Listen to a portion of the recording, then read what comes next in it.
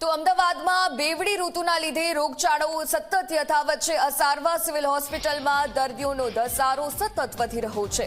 શરદી, તાવ, ઉધરસ સહિતના કેસમાં વધારો નોંધાયો। જુલાઈમાં અત્યાર સુધી 200થી વધુ વાયરસ સાથે ઇન્ફેક્શનના કેસ પણ વરસાદના સમયે વધી રહ્યા છે। પાણીજન્ય રોગચાળો વધુ ફેલાઈ શકે છે, તેના માટે તકેદારીના ભાગરૂપે અનેક નિર્ણયો પણ કરવામાં આવ્યા છે। જોકે આ સિઝનનો બદલાવ તમામ લોકોને પરેશાન કરી રહ્યો છે। સતત હોસ્પિટલમાં કેસ વધી રહ્યા છે। અસારવા સિવિલ હોસ્પિટલમાં પણ સતત દર્દીઓનો ધસારો વધી રહ્યો છે।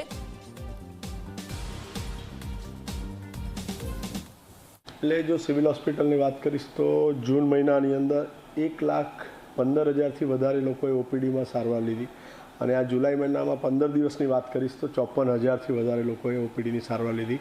એટલે સિવિલ હોસ્પિટલની ઓપીડી ઓન એન એવરેજ અંદાજિત દર મહિનાની લાખની આજુબાજુ રહેતી હોય છે। એટલે 3,500-4,000ની આસપાસ પેશન્ટો રૂટીન ડેઝમાં હોય અને સેટરડે અને સન્ડે થોડાક ઓછા ઓપીડીના, એટલે એમ કે ઓપીડી બેઝ પર સારવાર કહીએ તો।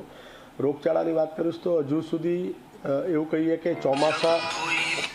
ચોમાસાની ઋતુ ચાલુ થઈ છે પણ વધારે વરસાદ નથી, એટલે કદાચ એવું કહીશું કે હજુ મચ્છરજન્ય રોગચાળો હજુ વધારે જોવા નથી મળી રહ્યો।